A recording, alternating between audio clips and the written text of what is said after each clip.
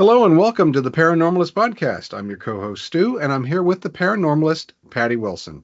Patty, how are you this cold but bright Sunday? So I'm peaceful. I think it's lovely to be peaceful. No complaints from me there. We would like to thank everyone for joining us. If you're not subscribed, please click the subscribe button. And that's all I'm going to say. If you can click like, that's okay too. But I think I'm going to ask you now, what's our topic for today? What's under the bed, in the closet, things that children experience. I remember So whenever my son was young, we had to have the can of Monster spray. you had monster spray? Sure. I had a stuffed dog I had when I was little. It looks like a Scotty dog, Scottish Mhm. Terrier. And according to my three adult sons, when they were very, very little, the dog would sleep with them. And if it slept with them, they had no more bad dreams that night because the dog would bark and scare the dreams away. Now, interestingly enough, I never told that story to my first grandson. And when he had his bad dreams at my house the first time, I took the dog out and I gave him the dog. I said, here, you can sleep with Scotty dog. And he goes, okay. And in the morning, he said to me, Grandma, I'm so glad you let me have that doggy because he barks at bad dreams and they all go away. Interesting. Well, I mean that really doesn't surprise me with your family, and your. So just so everybody knows, I still have Scotty dog. He's supposed to go to my first grandson when I die. And he's ancient as me. So he's actually 50 years old. Yep. I was going to say Still he's hanging in 29, there. right? Yeah. Yeah, yeah. But he's doing pretty good for his age. Good. Yeah. Nowadays, the Monster spray says Lysol on the front of it, but yeah. Well, sometimes germs can be monsters. That's true. So off we go with our stories. So I came across this story, and this is going to be the first one, and it's a very different type of story, but I thought it was interesting, and I'll start us out with this. This was in 2025. So early in 2025, a young woman in Kansas City was babysitting her a little boy. Actually, there was two little boys, and the one little boy had been having nightmares, and so he asked her to make sure there was nothing under his bed. So she obliged, she got a flashlight and she was going to look under the bed and show him there was nobody under the bed. But that's not exactly what happened. She shined the flashlight under the bed only to find a real man hiding there. The Oh. man was arrested and he had a knife. His name Mm. was Martin Villalobos, and he was 27 years old. He had lived in this house at some point in the past, and they're really not sure exactly what his plan was, but it appeared that he had been planning to kidnap somebody in the house that night. Hmm. His was arrested for possibility of aggravated kidnapping, burglary, battery, or child endangerment. He ended up in jail for a long time, or he will be ending up in jail for a long time. And I thought, there's all those old stories from those old movies from the 70s and the 80s, but the voice and the telephone rings and the voices inside the house and all of that. And I thought, how terrifying to actually look under. I can't imagine that poor woman looking under the bed, and thinking, I'm just going to clear it out, make sure he understands, and coming face to face with a real life monster. Mhm. So the second one here is this one I kind of chose to tell because I have had a similar experience. So those who've been listening a long time, you'll recognize the experience, but I'll share the story first. So this particular person said that when they moved into this particular house their parents moved into, they were just about 5 years old, and they said that they would see the closet door come open and the coat hangers would jingle and sway through the closet as though somebody were taking their hand and like bouncing them along. And the person stated that, this is in a closet, there's no wind, there's no AC, and there was nothing to make the door open itself. And this continued the entire time. that they lived in the house, and he heard footsteps coming through the bedroom after the closet would open. He never saw anybody, just the coat hangers moving. And now I'm going to tell the reason I told this story. I apologize to anybody who many, many years ago heard the story, but this is a story that came out of my first book, I believe, and it happened to my family. So I'm absolutely positive this story is true. When I was about 17, my sister would have been about 14 and a half. And we moved into an old farmhouse. It was a nice one. More modern than most of the old farmhouses that my mother lived in. My mother tended to rent old farmhouses, and we moved about every year. And this one had 3 bedrooms on the second floor. The bathroom was across from my bedroom. The end room was my sister's. The first room at the top of the stairs was my mother's, and I was in the middle room, which was a hot pink fuchsia bedroom. I absolutely hated it from the moment I laid eyes on it. It was just a very odd house. The day we moved in, I remember I stepped into the closet to put some stuff into the like on the shelves in the closet. And the door sort of swung halfway shut. My aunt and uncle didn't know I was in the room because they couldn't really see me being in the closet. And I paused because they started to talk about how they felt uncomfortable in the house. And from the moment I moved into this house, I always felt in this one particular corner that there was somebody watching, and it was very malevolent, very baleful, hateful feeling, like they didn't want us there. And I tried to talk to my mom about it, and my mom was like, you and your spooky stories, you just need to be quiet. You're scaring yourself, and you're going to fool around and scare your sister, and I don't want to have that. So I bit my tongue. And we heard all kind of crazy stuff, like something running across the piano, and that was in the room, down in the dining room. And the cats would be laying on the bed, so it couldn't be the cats. My sister wasn't there. There was nobody else in the house, but it just sounded like somebody took their fingers across the piano. You would have footsteps, all kinds of craziness. And a friend of my mother's came to stay one night and was going to take my bedroom. And I remember her and her dog coming up the stairs, and they literally backed out of the room, and the dog was growling, and he was looking at that same corner. And she was like, does your mother know there's something in this room? And I'm like, I tried to tell her and she wouldn't listen. She's like, I'm not sleeping in there. There's absolutely nothing that could induce me to sleep in there, and no living thing should be sleeping in there. And she pulled the door shut, and she went downstairs, and she and my mom had a long talk. My mother never spoke about it again, and my mother never said anything about me not staying in the room. I mostly slept in the living room if my mom wasn't home.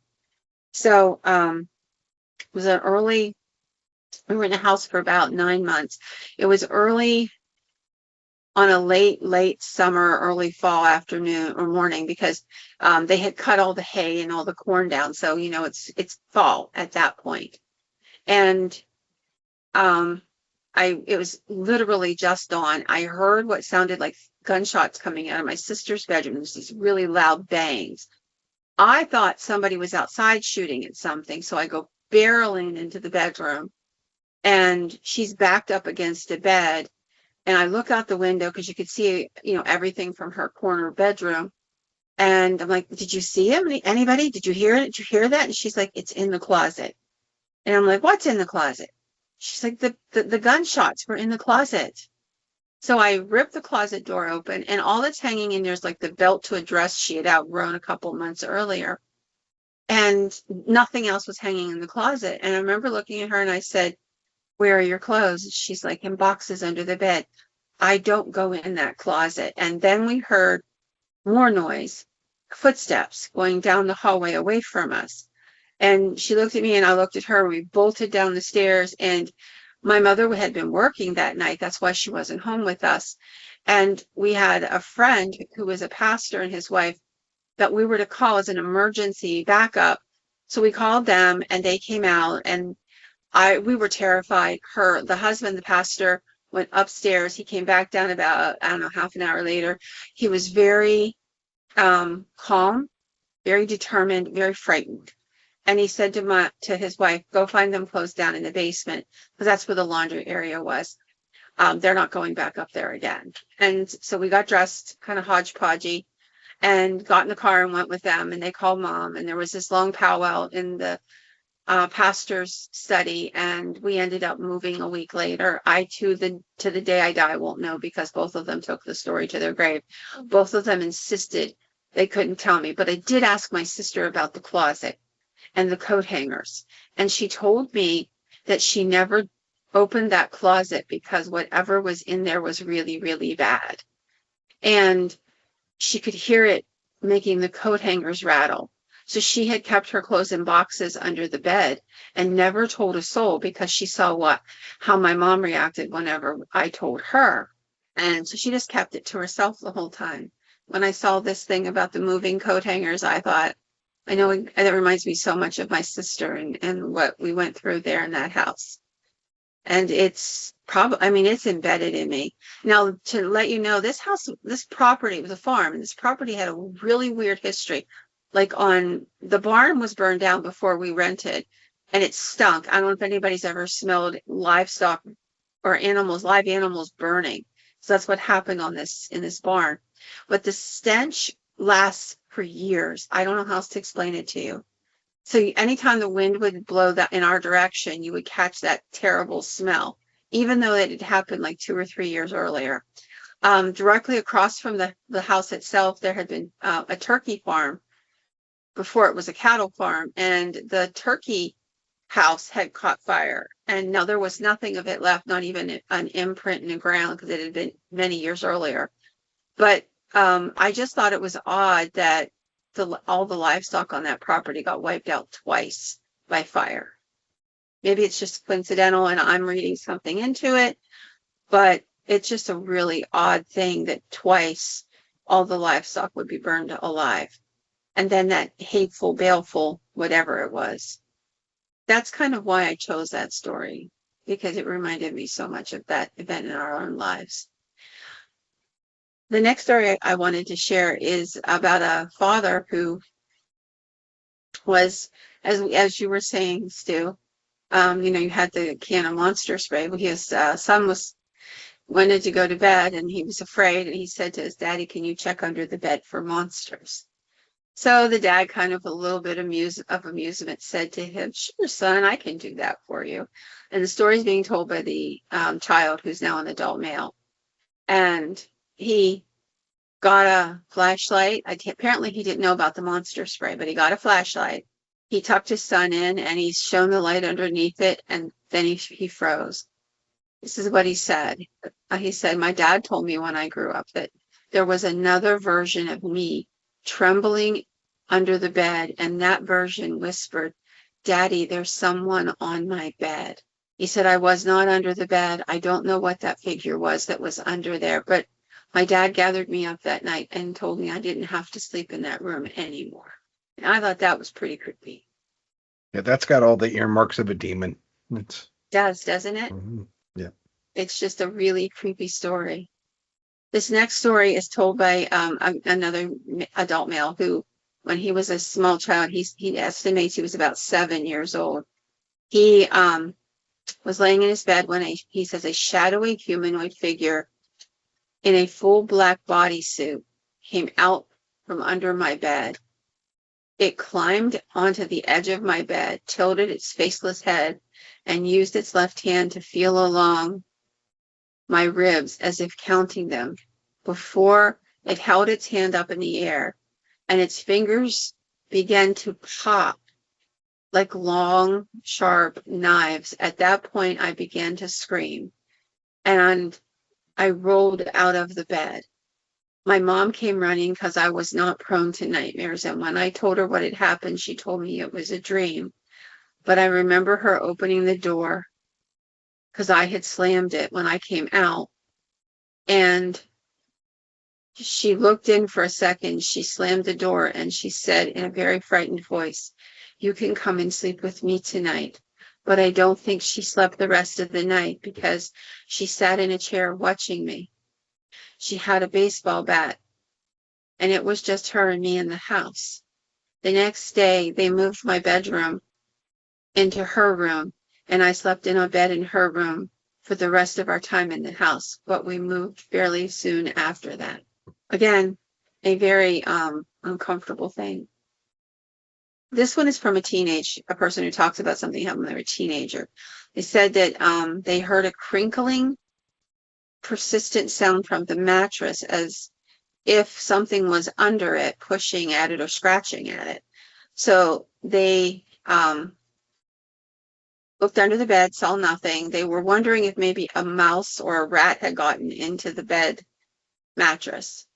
So they began to flip the mattress off the bed. They flipped it off the bed, and as it's laying on the floor, topside down, this is what they said they saw. They said the mattress began to move, the material of it, like someone is brushing up against it from the inside.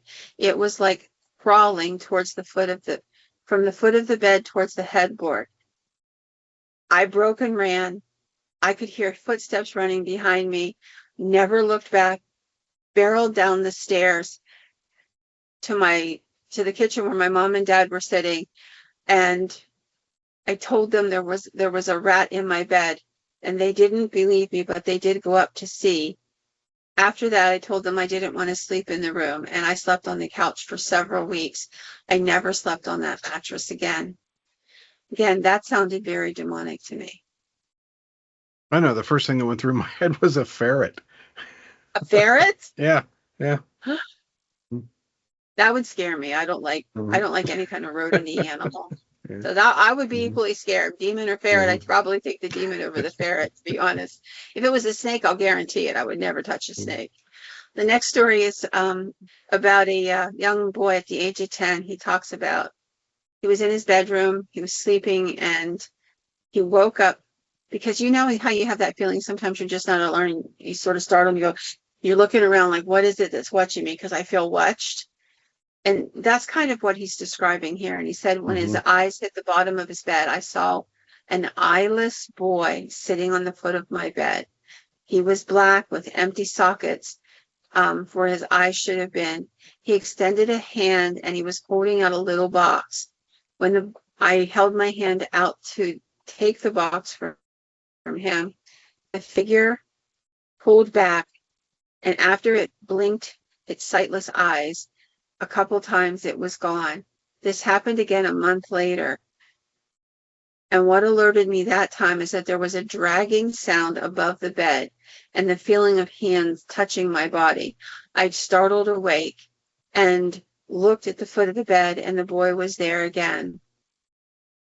I don't know whether he wanted me to take the box or he just wanted me to wake up and see the box.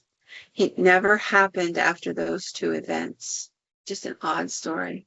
The next story is from a young woman who said that when she was 5 years old, she and her family were living in what she called a crappy apartment in a not so nice neighborhood in a city. And she said that she would hear strange noises from her room, from under her bed. They would be so loud that she would run to her parents' room and try to wake them up and tell them she wanted to sleep with them. Sometimes they'd let her, sometimes they would tell her no, and she'd sleep out in the hallway with the door to her bedroom shut. She said the second night that she was in this room, I heard it start again. That time I knew that whatever it was, there was a monster under my bed. But grown-ups don't believe children when they talk about things like that. They never believe us with the important stuff. So she went to her mom and dad's room again, and her dad got up. He was a little bit cranky about it. He checked under the bed. He even made this pretend like, oh, something got my foot, got me by the foot, that kind of thing, like a joke. And he told her that there were no monsters and that if there were, they were friendly monsters like Sesame Street. But that's not how it worked out. She said, I kept insisting there were monsters under the bed, and my mother finally got mad. After several nights of this, she was really angry and really tired, and they were not interested in coddling me anymore. They wouldn't go to my room, and they wouldn't help me. Whenever I brought up the topic of monsters before bed, they would get really angry and tell me there are no such things as monsters. I know that what I saw was a monster. And she said, one night my dad told my mom that I had to sleep in the room. If they continued to coddle me about this, I'd never learn. They also said one night that if this kept up, I'd have to go see the doctor. I didn't like doctors, so I didn't talk about that for a while, but it was always there. And one night I was almost asleep. It was really late. I stayed up as long as I could, and I could hear the noise starting, like the faint cry of a kid right under my bed. If there had been people below us, I would have believed it was from their house, but this was just an empty apartment below us. I know because I heard my mom talk about it one day. Then the steps started. From under my bed, something crawled out. I couldn't see it, but I could hear it, like hands and knees on the floor, thump, thump, thump, thump. This terrifying squeaky sound, like a drawer being pushed. With a crying voice, I said, "You need to stop." And that's when I froze. This little girl voice came out from under the bed, and it said, "No, Daddy, no." And then I heard a man say, "Shut up." I bolted out of the room, and I told my mom and dad what I heard. They looked really scared for the first time. We moved out of that apartment shortly after that. Up in Altoona, there's an old hotel in Altoona, Pennsylvania, for those who are listening from far away. And it was at one time an absolutely gorgeous hotel. And, famous people came and stayed there and what have you. But over the years, it got run down. In the 1970s, it kind of became a drug place and a dive. And it was turned into apartments. And then I think that they're like little one-room apartments now that they have up there. And they're used for like Section 8 housing. But that building has some very odd stories. And I did a lot of investigating there very early on. And the gentleman who was the kind of like the manager of the property had contacted me he had read one of my books, and he had contacted me because this place had such a history. And one of the stories that he got from at least 3 different tenants. So the building has several stories to it. As I said, it was a hotel. And on the 5th floor, there was an empty apartment. They were working their way up, like remodeling the building from the 1st floor up. They hadn't gotten to the 5th floor yet. They had completed the 4th. And as they would go along, they would rent each floor out and then move up to the next level, continuing the work. So the people that were on the 4th floor, in the apartment directly below this particular apartment on the 5th floor, would hear all kinds of crazy noises. They would hear fighting, like 2 people fighting, arguing, a man and a woman. They would hear something being dragged across the floor. It sounded like furniture being thrown around, like kitchen chairs being slammed over, things like that. They would hear a window come up, and they would hear somebody screaming, "No, no, help me." And then they'd hear this long, drawn-out scream. So over the course of the time, I did some research, and in the 1990s, I believe it was 1997 or something like that, there had been a person who had fallen. They claimed it was a drug overdose, that had fallen out of the window of that room, that particular apartment. And I've often wondered, if just because they were drug addicts, if nobody bothered to research that very well. And it reminded me so much of this story. I know you don't want to say the name, but yeah, I know the building. Yeah, and it was a beautiful building. Mm-hmm. And it has a ton of other ghost stories attached to it. I'm pretty sure it's in my 1st or my 2nd book.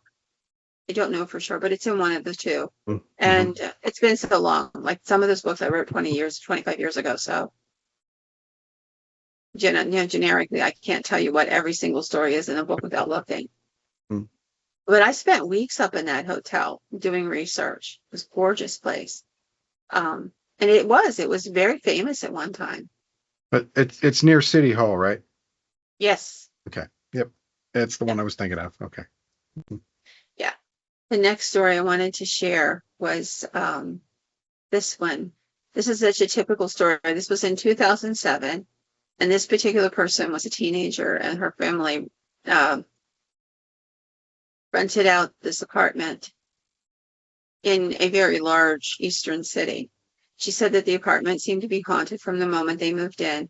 There were like flickering lights. You'd hear footsteps, doors would open and close on their own, particularly the kitchen cabinets would open and close. She said, I had a cat, and my cat would begin to act very strange for no reason.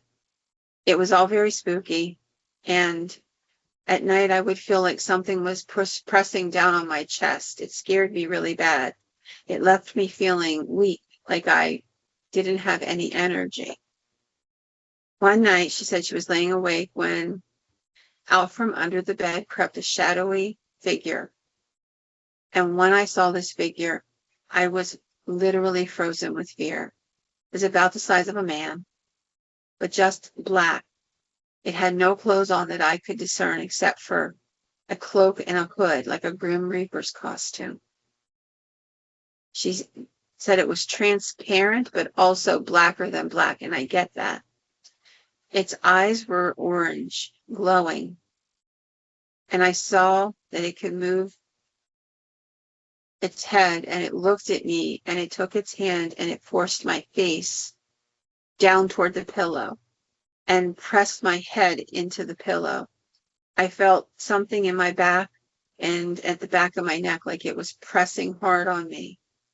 Whatever it was, suddenly there was this jolt of electricity, and I felt my body being pressed harder into the mattress, and this buzzing sound like I had never heard before, like angry wasps or something. I couldn't breathe, and I thought, I'm going to die. I'm going to suffocate. Then it spoke the most evil words I ever heard. It said, I will see to it that you never experience real happiness for the rest of your life. You were not supposed to live. Ooh. I know only of one thing that came straight to mind as I bolted upward trying to fight against this thing. I've been born very premature. The doctors had told my parents that I wouldn't live. But through prayer and apparently my strength, I did survive. Is this thing angry that I lived? I don't know. But what I do know is I told my mom and my dad. They looked at me with absolute terror in their eyes. And I never slept in that room again. Now, I've told you all terrible stories, sad stories, scary, scary stories. And I'm going to let this one be a little bit shorter than normal. We'll come back and visit this again. There are so many such stories. But I wanted to share this story because not everything that comes out of the closet or under the bed is always bad. So this is a young man who shares this story. What he talks about, when I was a child, he said, I was about 4 or 5. I got stuck in the bathroom of my house. My sisters had made me go in by myself, and I was very little. The bedroom was on the 4th floor of the house, which would be attic level. And the house, they had put a children's room on that floor and a small bathroom. His sisters liked to kind of barge in on him and make fun and pick at him. So he had decided that on this night he was going to lock the door. It was an old-fashioned like skeleton key lock. Okay. So he locks the door. And he said, I was so young, I didn't understand what that meant. I thought I could just push that key and I could get it to unlock again. But I couldn't. And I tried to get out of that room and pounded on the door and realized I was trapped inside. My sisters heard and they ran downstairs to get mom and dad. They came up and my mom began to cry. She was really scared. She kept saying, calm down, calm down. But the panic was swelling through me. My father kept trying to tell me how to turn the key in the lock, but I couldn't do it. My fingers were fumbling. I was scared. I couldn't focus. I just remember feeling like I could never make it click again. And then out of the corner of my eye, I saw this figure, a presence. He was white. I can only tell you that it wasn't my imagination. He was an angel, a real angel, a white being. I don't think he had wings, or at least I don't remember them. But what I remember is that I felt really reassured when he reached out and put his hand over mine. I was holding onto that lock and it wouldn't go. And then he said in a soothing voice, it's all right. I'll help you. At that time, my dad was outside still giving me instructions on what to do. The more I tried, the worse it got. The angel smiled gently and took my hand and put it back on top of the key and showed me what to do. I physically had not been able to turn that lock, but with his hand on mine, I could. The door was locked from the inside. There's no way anybody else got into that room. We were on the 4th floor. The window was a tiny little cube, so we wouldn't be able to climb up and fall out. He didn't scare me. He only gave me peace. I was calm. I was safe. And I let him help me get that door unlocked. My parents burst in. My mom was crying with relief. My mom was saying, I've been praying that this would be okay. I was praying it would be okay. And I felt really safe. I told my mom and dad that the man in white helped me, the angel man. They looked around and looked at each other, and I looked around. I really thought he'd be there, but he wasn't. But I know he had been there in that moment of panic, in that moment when my hands weren't strong and I couldn't turn that lock. To this day, I believe that he was an angel who had helped me in a moment of fear and helplessness. I've never told this story until now, but as I get older, I wanted to let people know that angels are real and that they come when you have a real need. So that's what was in my house, an angel. And with that, I'm going to wish everybody good night.